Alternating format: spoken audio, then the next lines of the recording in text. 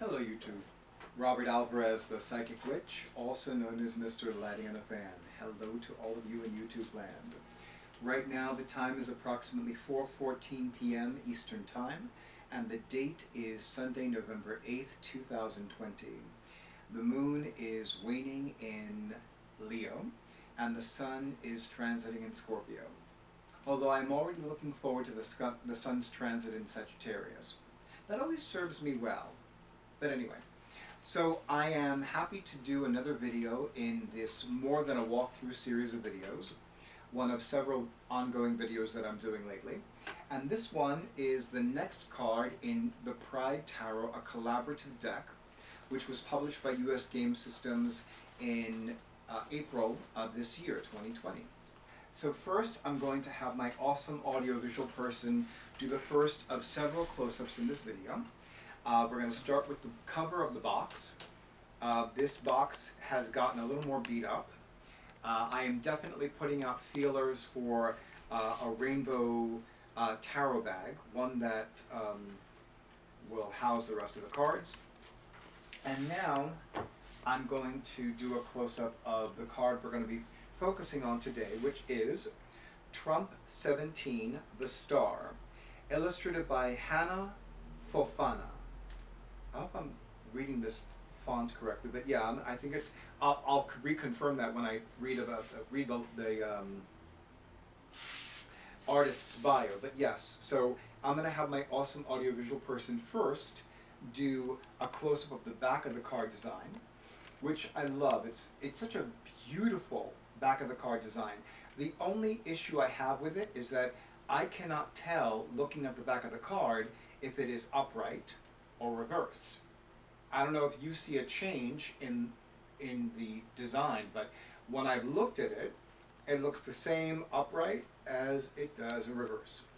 And here we have, as opposed to a mermaid, a merman. And he fine. He very sexy. Sassy. And of course, I love that his tail has a lot of pink in it. So yes, the Star, by illustrated by Hannah Fofana. So I'm going to read about the Star, and I love that the Queen of Cups is on the guidebook. The cover of the guidebook. Okay, so Trump 17, the Star. Yes, okay. And this was written by the artist. So I love that the artists are contributing their own interpretations. So it reads, keywords: hope, optimism, faith, serenity, renewal, spirituality. A merman swims out from the weeds towards a bright light that shines from above and illuminates the deep, dark blue waters, symbolizing a sense of renewed hope and a spark of inspiration. His colorful, glimmering tail reflects his own vibrant energy, which is strong, beautiful, intuitive, and bright.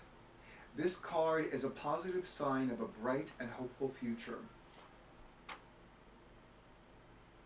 Okay, so it's not a coincidence that I'm reading this 5 days after the presidential election in the United States.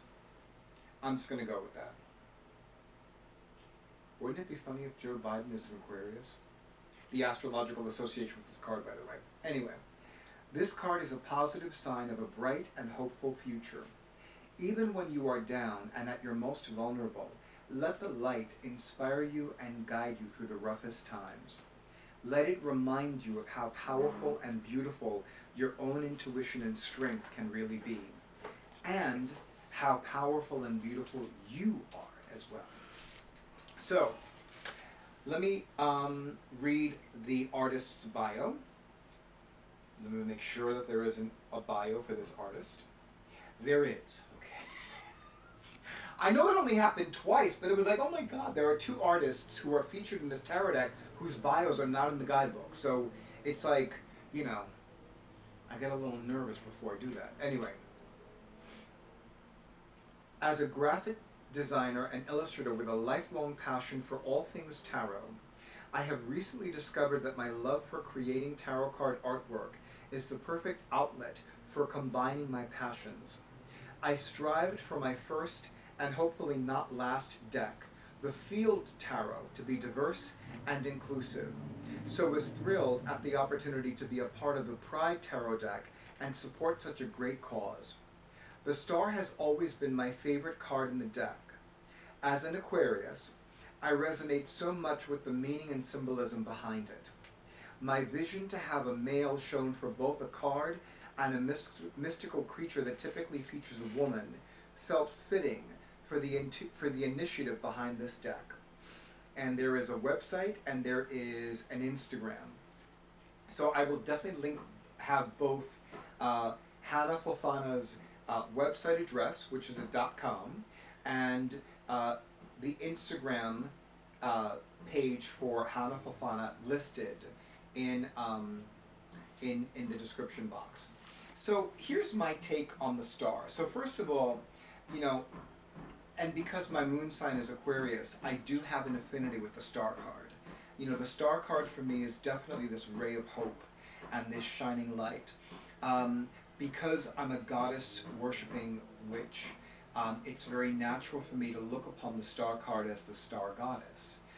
Although in a lot of modern books that feature tarot card meanings, one of the traditional meanings or one of the interpretive meanings for the star card is angelic guidance. So one could include other representations of spiritual support. Angels, archangels, ascended masters, saints, goddesses, gods, sacred fae, magical creatures, etc., etc., etc. I definitely look at the star card as another representation of the goddess Isis. And it's not uncommon to see the goddess Isis depicted on both the High Priestess card and the star card in Egyptian-themed tarot decks. And of course, you know, there is that ray of hope. I tend to think of the star card more so from not necessarily a spiritual light, although it could easily represent a spiritual light. But I've noticed for myself, I find myself wanting to, and I need to say it like this because it's more authentic for me to say it like this. I feel more drawn to interpreting the ray of light that the star card represents more so as one's inner light, as one's radiance, one's spiritual radiance or one's magical radiance, as opposed to the light from above. Because the light from above, I don't know, to me, and I could be wrong, I could be misinterpreting this massively, but to me the light from above has this undertone of religious dogma to me. You know, it sounds like something that a born-again Christian would say. And for the record, I do not have an issue with anybody who is not a witch. I don't have an issue with anybody who practices a religion other than my own. I have an issue with them saying it's the only way, it's the way, the only way, and that it is the only way that you will have approval in the eyes of the masses and that you will be saved. Yeah, I have a massive issue with that. I could do a whole video on that. And believe me, it would be a long-ass video. Yes, it would. I love the expression live and let live. You don't have to like me. I don't want you to tolerate me. If you like me, beautiful. If you don't like me, leave me alone. That's always, I've never cared for this tolerance crap. I don't. As a gay man, as a man of color, as a man who is not white, as somebody who is a witch, I don't have an interest in tolerance. I want to be accepted or left alone. If you have an issue with who I love, what I practice, how I fuck, who I fuck, how often I fuck, and when I say fuck, I mean sex, and I'm not referring to animals, and I'm not referring to minors, I am referring to people who are consenting adults. Human looking and all, and 2 legs, 2 arms, all that other stuff. You know, the usual pair of limbs and type of thing. Although I did once have, well, I'm sorry, that's another video for another story for another day. And it's a little bit too explicit, but I digress. But here's what I'm going to say about this. I really feel that this tolerance stuff is crap. I don't want to be tolerated. I want to be accepted or left alone. It's that simple. I don't have to have people love and adore me. It's nice. But it's unrealistic because I'm not going to go everywhere and be loved and adored by everybody I encounter. I may be liked. I may be disapproved of. I may be misunderstood. But I don't want to be tolerated. I don't want to be tolerated. I want to be accepted or left alone. I'm okay with both. But this tolerance crap, I have an issue with that. Don't tolerate me. Either accept me or leave me alone. It really is that simple, and it is too simple for complicated minds. But I digress. The other thing about the star card is that it is, to me, because you know what it is, it also is not a coincidence that the star card appears after the tower card. So, for some people, the star card is an indication of a recovery.